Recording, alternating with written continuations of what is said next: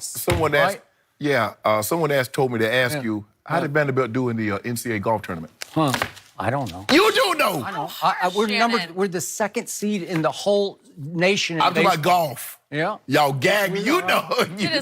I'm from Oklahoma. No, you're not. It's Oklahoma State is the team in golf. They got beat too. Well, they're the dominant team. Texas beat them. Stanford took y'all out. All right. Stanford. We got a lot to Real get to smart on guys today's show. Could the Rockets actually trade James Harden? Is that a possibility? And will Anthony Davis finally join LeBron in L.A.?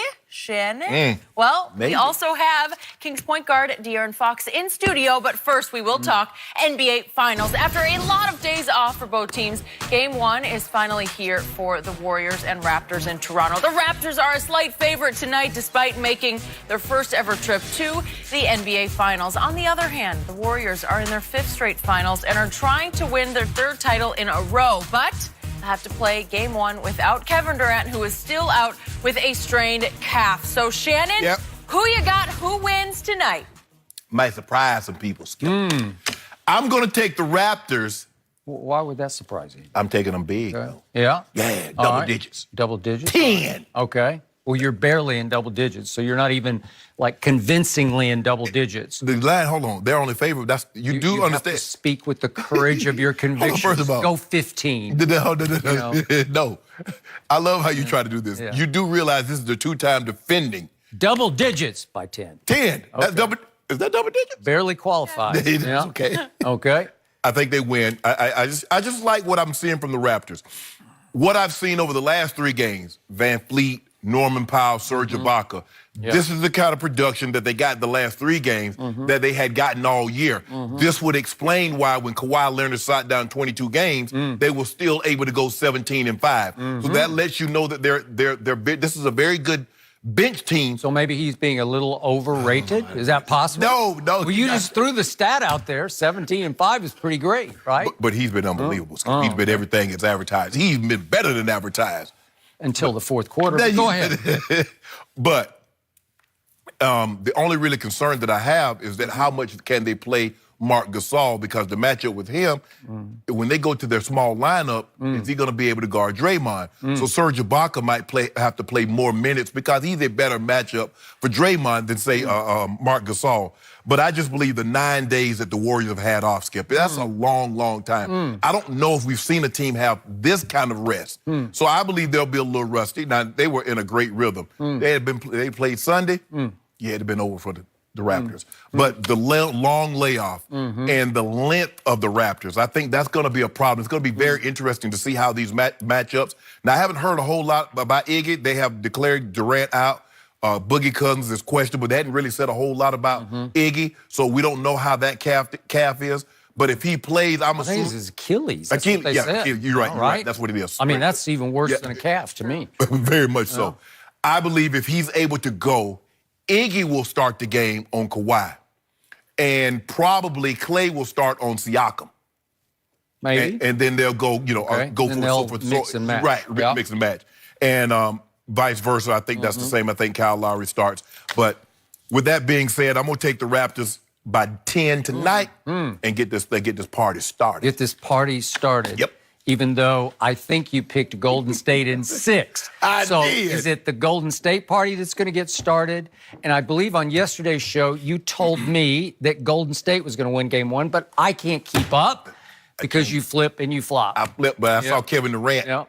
And then I saw the Raptors. They're going to be going crazy. That home crowd. Drake going to be acting a fool, who we're going to talk about a little later. He going to be acting a fool. It's going to be over. Yeah. You should be on HGTV because it's flip or flop on houses. So you're flip or flop. You could have your own show. Am I going to flip or flop today? You never know. Daily. I'm flipping. Yeah. Are you? Yeah, I'm flipping. Okay. What do you got, Skip? So this will surprise some people, or maybe not, because I said this on Monday. I'm going to go with the favorite in this game because the favorite is suddenly the home team. You're right. And the home team opened as a 1.5-point underdog, and the betting public leaped, Shannon Sharp-esque, leaped aboard the bandwagon and turned it completely around the other way. And now Toronto at home is a 1.5-point favorite.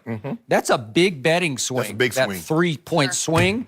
Somebody laid 6 figures down on the Raptors. And maybe there were a lot of somebodies who laid medium money on it because the bandwagon is rolling toward the home team. Right. And I do like your one point that you made, I'm with.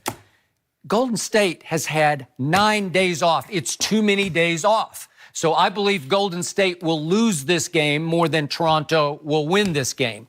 Toronto has had 4 days off, which I believe you would qualify as the perfect amount of time to stay hot but get a little bit of rest. Yes. Off 2 grueling battles with, obviously, Philly and Milwaukee. So you get to stay hot, you get to stay home, and you get to stay in more rhythm than Golden State does because they're still teetering, reeling with, is it KD or not? He's on the trip. Does that mean, what does that mean?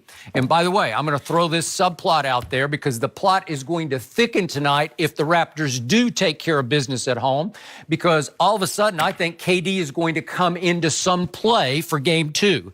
He's there. I have no idea how hurt he is because I don't think anybody has any idea. But the pressure will mount for him to play game 2 because you just said get the party started. Well, what if the party rolls into game 2 and Toronto wins that game? You know what happens? It's hard to go home down 0-2 It is very and hard. not panic, have a little bit of panic depending on how the games go, how dominating it appears that Toronto is.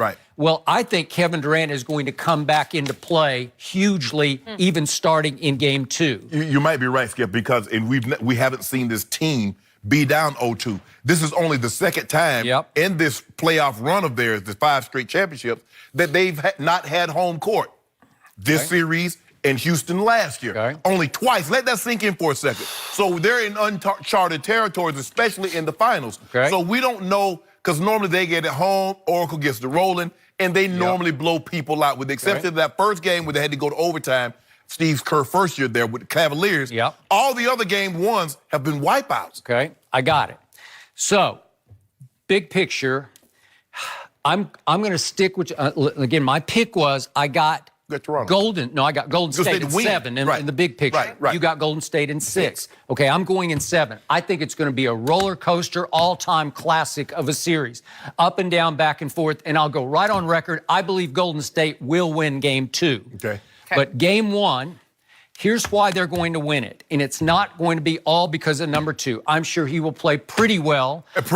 I'm going to give you pretty well. I also think he's been overrated, shaky in a bunch of fourth quarters. So I don't trust him in the fourth quarter tonight. And the new closer for this team has come back to life, and that is Fred VanVleet. He closed for them all year. Trust me on that. I watched him a lot. And once they got their child delivered and he got the heat off him, the pressure off him, and he refocused on basketball, he was their closer. He was their closer in game 6 the other night. Man, he had some big shots, but you know who had the ball.